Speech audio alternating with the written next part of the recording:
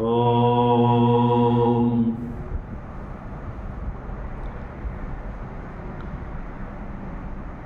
આપ્યાયન્તુ મમાંગાની વાક્ પ્રાણશ્ચક્ષુઃ શ્રોત્રમથો બલમિન્દ્રિયાણિ ચ સર્વાણિ સર્વં બ્રહ્મોપનિષદં માહં બ્રહ્મા નિરાકુર્યામ મા બ્રહ્મ નિરાકરોદ નિરાકરણમસ્ત્વ નિરાકરણં મેસ્તુ તદાત્મની નિરતે ય ઉપનિષત્સુ ધર્મા સ્તે મયિ સંતુ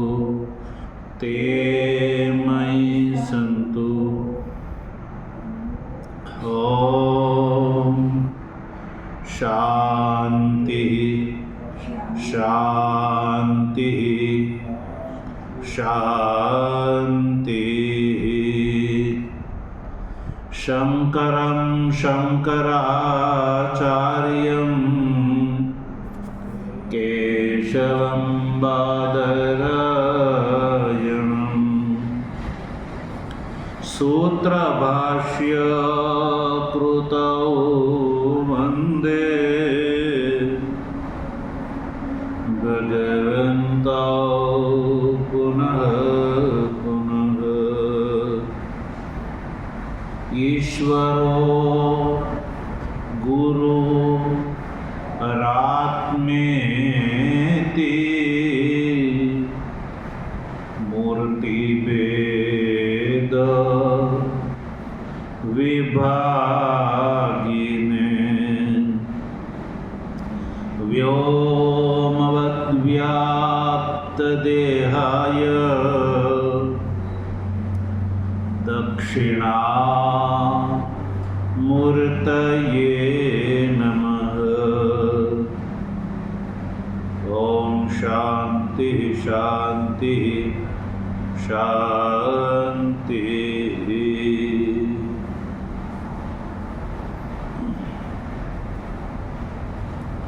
તત્વજિજ્ઞાસુ સજ્જનો,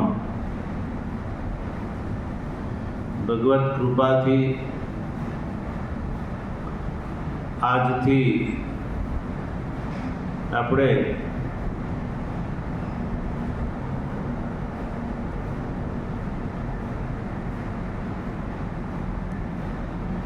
સામવેદની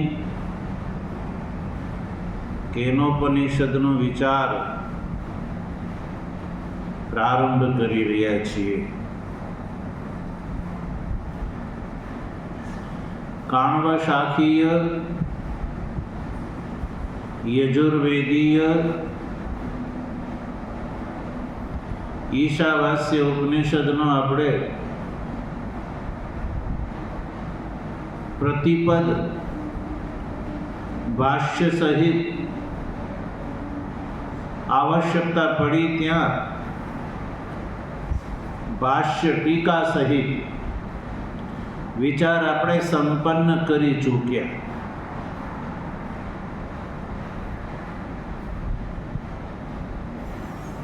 ઈશાવાસ્ય ઉપનિષદના વિચાર પછી સામવેદીય તલ્વકાર શાખાની કેનોપનિષદનો વિચાર આપણે કરી રહ્યા છીએ.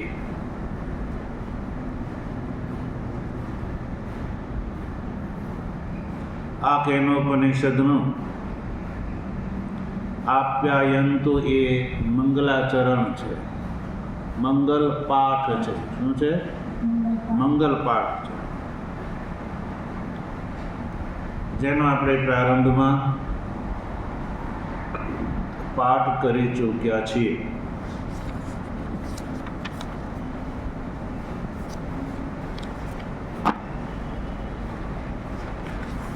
એવું કહેવાય છે કે સહસ્ર વર્તમાં સામવેદ,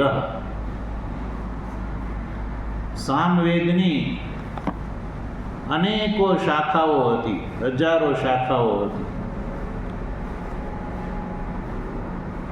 પણ અત્યારે ખાસ કરીને ઔથુમી, જૈમિની, તલ્વકાર અને રાણાયની આ 4 શાખાઓ વર્તમાનમાં પ્રસિદ્ધ માનવામાં આવે છે. એમાં આ કેનોપનિષદ જે છે એ સામવેદની તલ્વકાર શાખાની ઉપનિષદ છે. સામવેદની તલ્વકાર શાખા, તલ્વકાર શાખાની આ ઉપનિષદ છે સજ્જનો. કારણ કે ભાષ્ય ટીકાકાર પ્રારંભમાં લખે છે, જો સૌપ્રથમ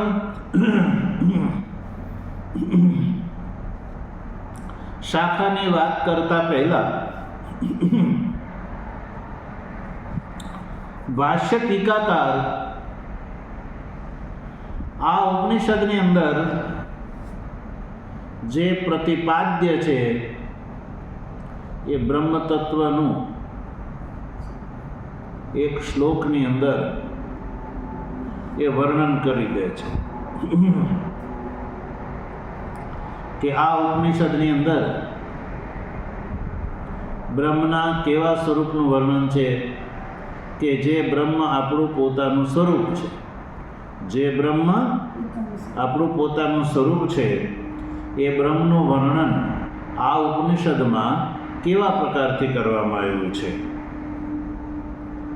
તો ભાષ્ય ટીકાકાર એક શ્લોકમાં સંપૂર્ણ ઉપનિષદનું પ્રતિપાદ્ય બતાવી દે છે. જો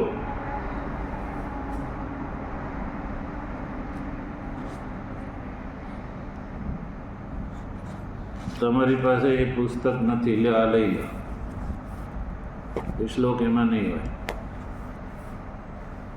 આ રાખો. જો આ શ્લોક લેવાનો છે.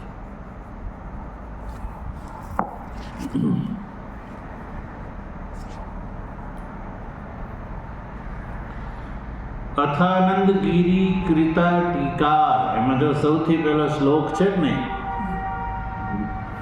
શ્લોકનું સ્વરૂપ છે યત શ્રોત્રાદેરધિષ્ઠાનમ. બોલો.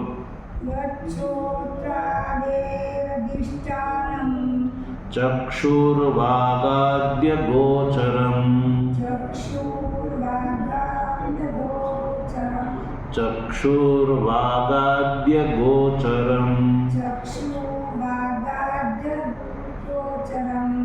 સ્વતોધ્યક્ષં પરબ્રહ્મ,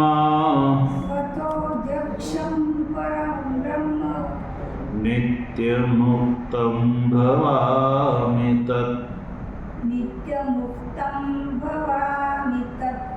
યત શ્રોત્રાદેરધિષ્ઠાનમ,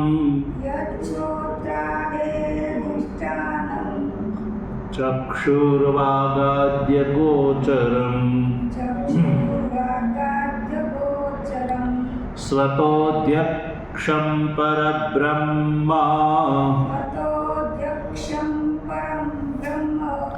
નિત્યમુક્તં ભવામિ તત.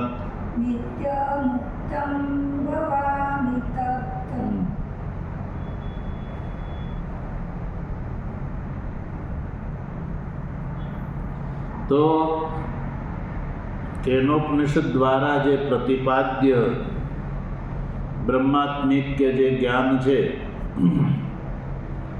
એનું કેવા રૂપથી વર્ણન છે એ આ શ્લોકમાં બતાવ્યું છે કે યત શ્રોત્રાદેહે અધિષ્ઠાનમ, કે જે શ્રોત્રાદિનું અધિષ્ઠાન છે. શેનું? શ્રોત્રાદ એટલે શ્રોત્ર, ત્વગ, ચક્ષુ, રસના, ઘ્રાણ આ જ્ઞાનેન્દ્રિયો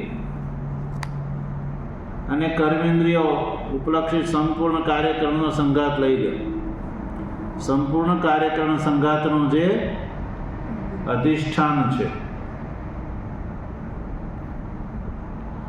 એવો જે નિત્ય મુક્ત બ્રહ્મ છે એ હું છું એવો બોધ કરવાનો છે. આ ઉપનિષદના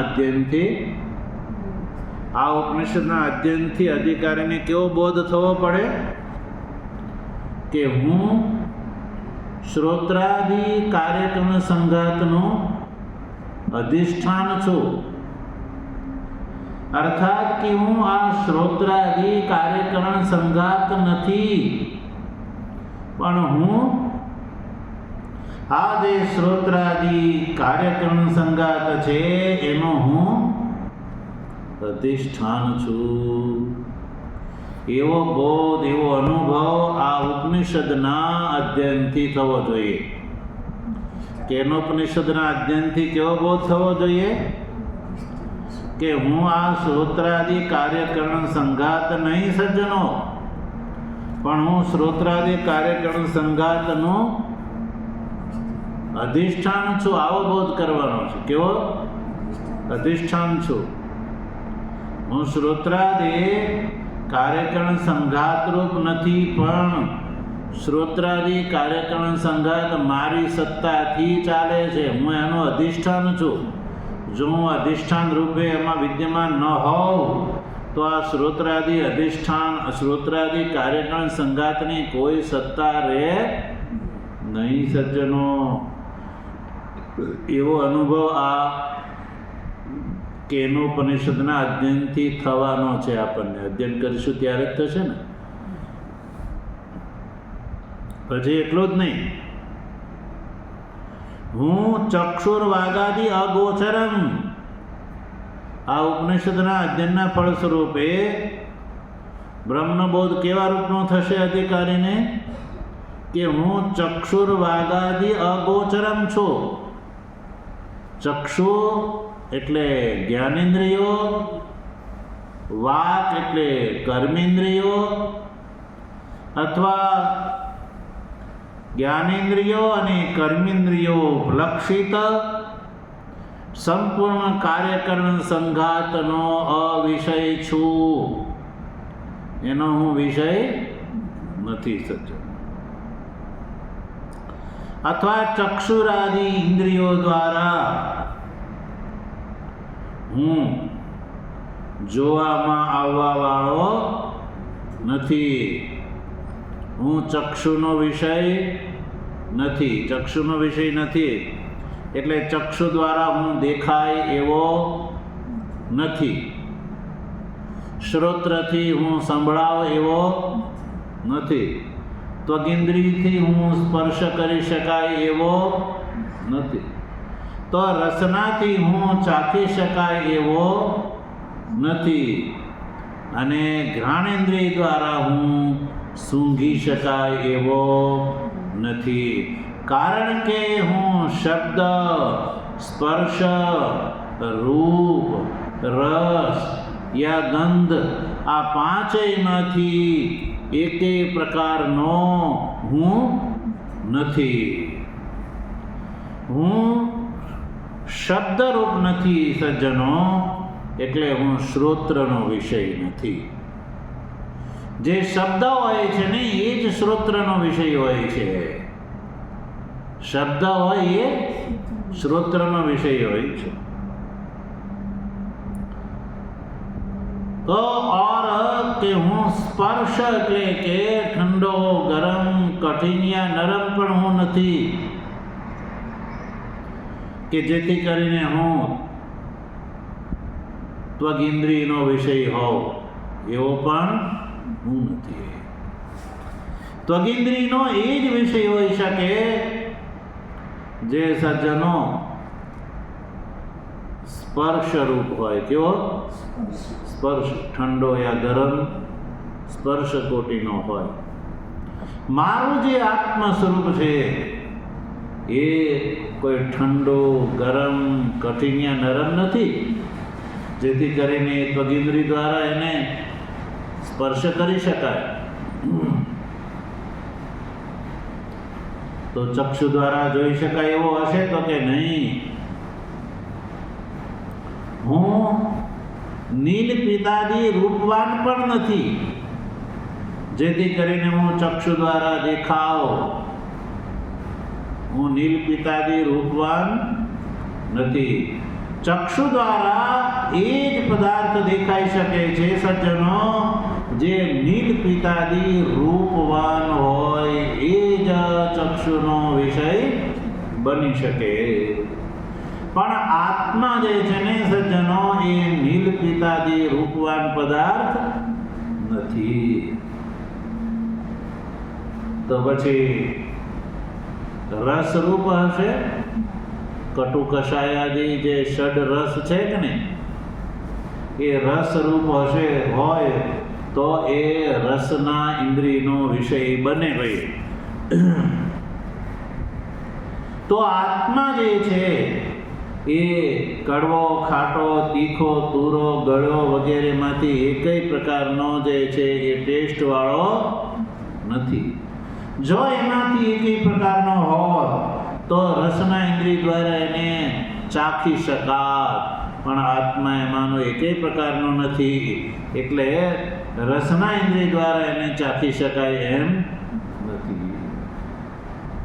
તો ગંધરૂપ હશે તો નહીં, ગંધરૂપ પણ નથી, જેથી કરીને એ ઘ્રાણેન્દ્રિયનો વિષય બને. જે પદાર્થ ગંધ રૂપ હોય ને એ જ ઘ્રાણેન્દ્રિયનો વિષય બને છે સજ્જનો.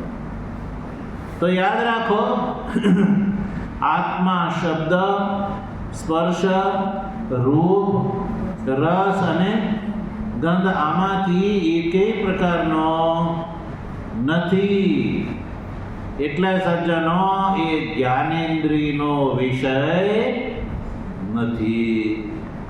કોઈ એમ કે ભાઈ જ્ઞાનેન્દ્રિયો દ્વારા આખા સંસારનું જ્ઞાન થાય છે, આખા સંસારનું જ્ઞાનેન્દ્રિયો દ્વારા જ્ઞાન થાય છે, તો આત્માનું જ્ઞાન કેમ ન થાય ભાઈ?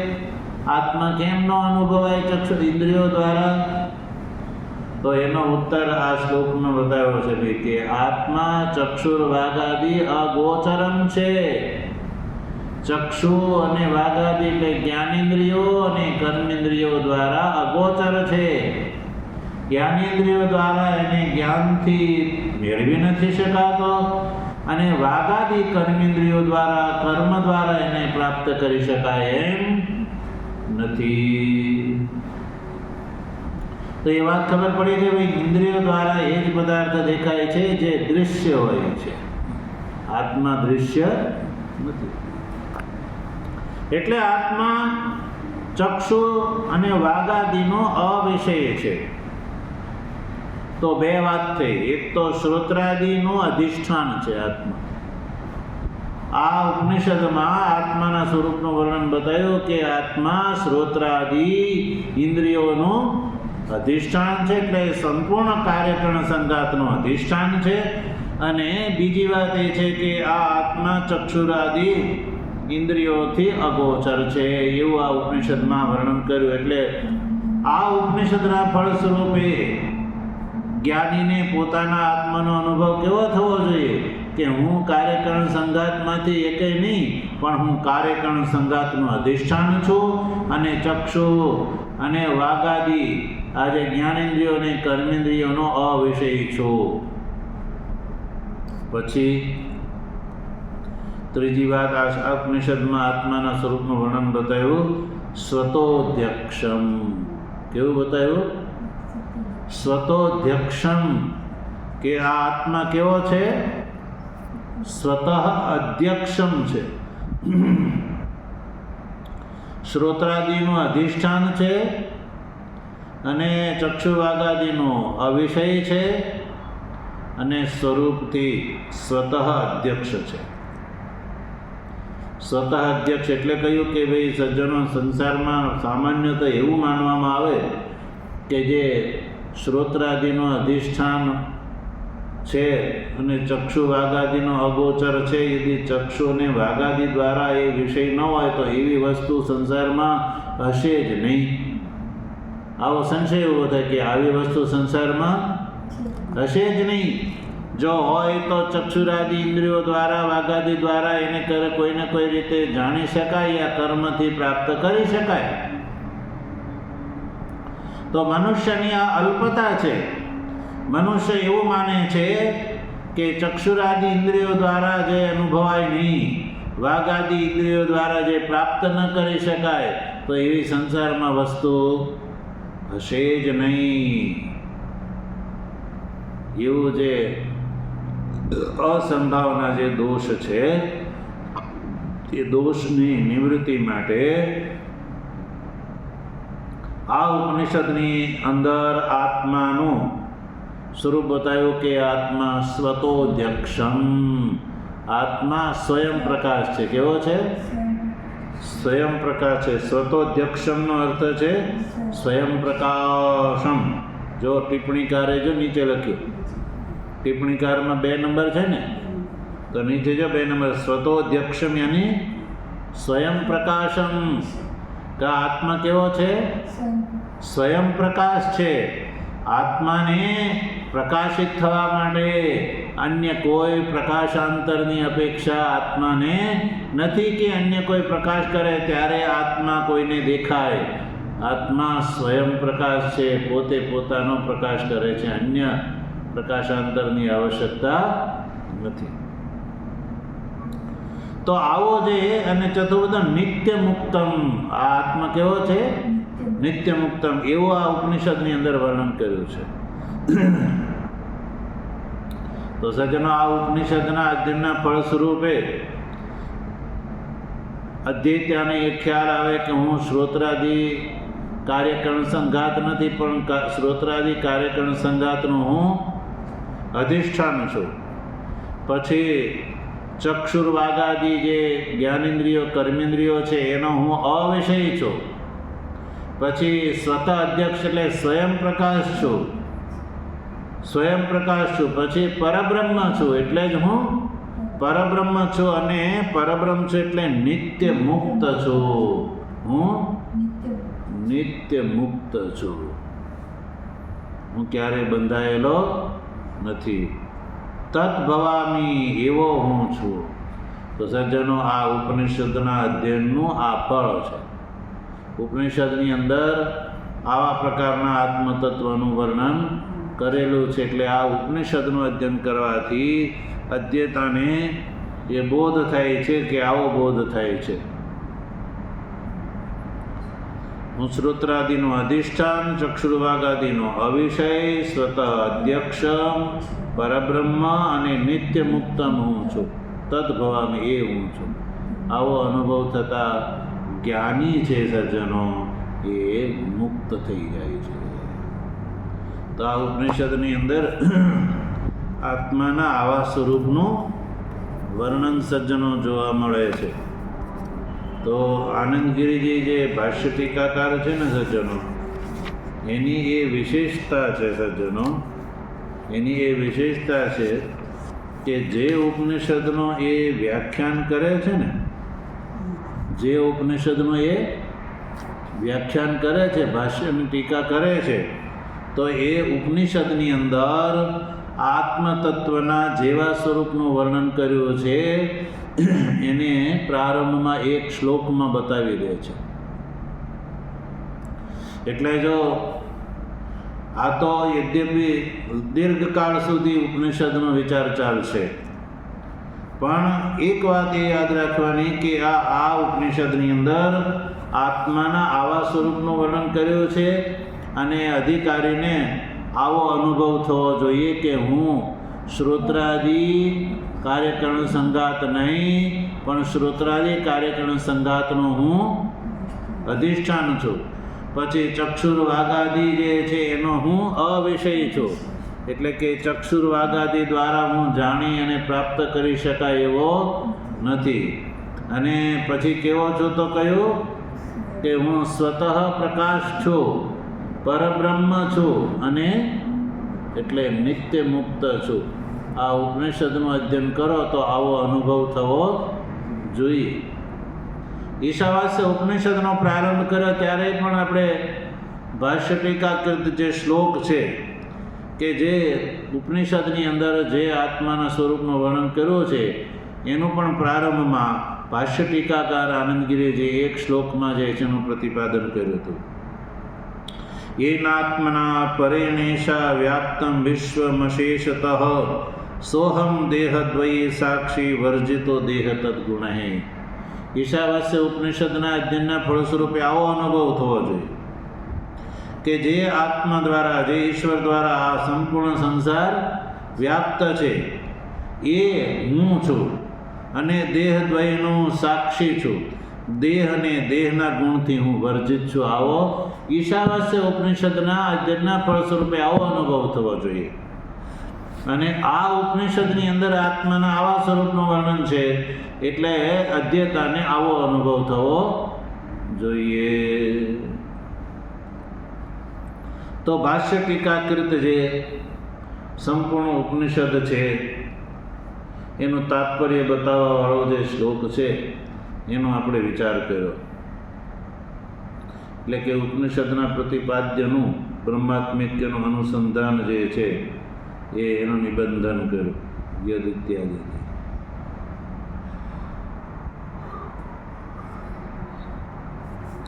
તો જો આગળ શું કહે છે, ભાષ્ય ટીકાકાર જો કેનેશિતમ ઇત્યાદિ કામ તલ્વકાર શાખોપનિષદમ વ્યાચિખ્યાસુ ભગવાન ભાષ્યકાર અહમ પ્રત્યે ગોચરસ્ય આત્મનઃ સંસારિત્વાत् અસંસારી બ્રહ્મભાવસ્ય ઉપનિષદ પ્રતિપાદ્યસ્ય અસંભવાत् નિર્વિષયત્વાत् અવ્યાખ્યેયત્વમ इति आशंक्य अहंकार साक्षिणः संसारित्व ग्राहक प्रमाण अविषयत्वाद ब्रह्मत्व प्रतिपादने विरोध असंभवात् सविषयत्वात् व्याख्येयत्वं प्रतिजानीते केनेशितम इत्यादि इति. भगवान भाष्यकार પ્રારંભમાં શું કહે છે, પ્રારંભમાં જે કહી રહ્યા છે અને પ્રારંભમાં જે ભગવાન ભાષ્યકારના મનમાં રહેલી જે વાત છે એ વાત ભાષ્ય ટીકાકાર ખોલે છે. જો ભાષ્યની પહેલી પંક્તિ છે કેનેશિતમ ઇતિ આદિ ઉપનિષદ પરબ્રહ્મ વિષય વક્તવ્યા इति नवमस्य अध्यायस्य आरंभः. ભાષ્યકાર એવું લખે છે કે આ કેનોપનિષદ છે કે નહીં સજ્જનો, એ 9મો અધ્યાય છે. કયો છે? 9મો અધ્યાય છે. તલવકાર શાખાનો આ 9મો અધ્યાય છે. 9મા અધ્યાયમાં આત્મતત્વના સ્વરૂપનું વર્ણન છે.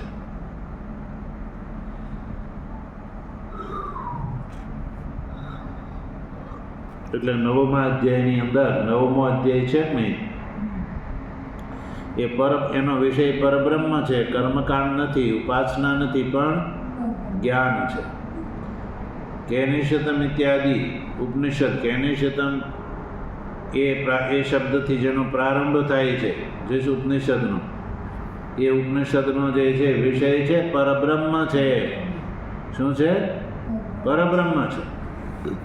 પરબ્રહ્મ વિષય વક્તવ્ય, એ પરબ્રહ્મ વિષય છે. એનો કર્મકાંડમાં વિનિયોગ નથી સજ્જન.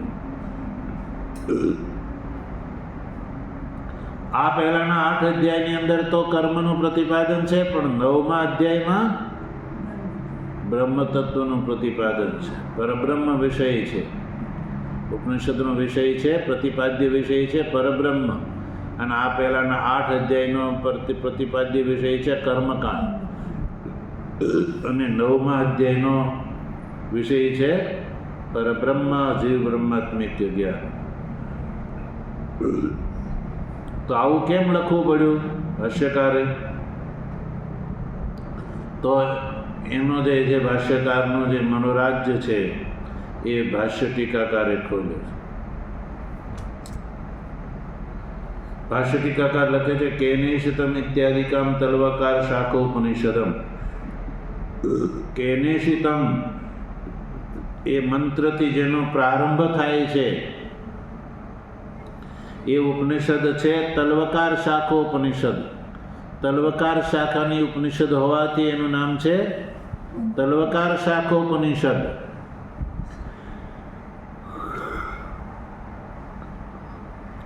અને કેનેશિતમ કેન શબ્દથી જેનો પ્રારંભ થાય છે એટલે કેનોપનિષદ એવા નામથી પણ આ ઉપનિષદ પ્રસિદ્ધ છે. સજ્જન, આ જે ઉપનિષદ છે એટલે કે તલ્વકાર શાખાની જે આ જે ઉપનિષદ છે, ભગવાન ભાષ્યકાર એનું વ્યાખ્યાન કરવા માંગે છે. શું કરવા માંગે છે? વ્યાખ્યાન કરવા માંગે છે. તલ્વકાર શાખાની આ 9મા અધ્યાયની અંદર ઉપલબ્ધ જે ઉપનિષદ છે, જે કેન એવા પદથી જેનો પ્રારંભ થાય છે એટલે જેનું નામ કેનોપનિષદ પડ્યું છે, એવી આ ઉપનિષદનું વ્યાખ્યાન કરવા માગે છે ભગવાન ભાષ્યકાર. વ્યાખ્યાન કરવાની ભગવાન ભાષ્યકારના મનમાં ઈચ્છા છે. શા માટે ઈચ્છા છે? શા માટે વ્યાખ્યાન કરી રહ્યા છે? શું જરૂર છે?